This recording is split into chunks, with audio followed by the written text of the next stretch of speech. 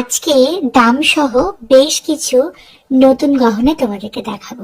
প্রথমে দেখাচ্ছি 895 এর দুর্দান্ত সুন্দর একটা মান্তাসা। এটা রয়েছে সম্পূর্ণ পাতের উপর হাতের কাজ করা, রয়েছে অসাধারণ সুন্দর ছিলা নকশা করা, যা দেখতে হুবহু সোনার মতন। আর এই মান্তাসার ডিজাইনটা কিন্তু কন্যাতে বেশ ভাইরাল।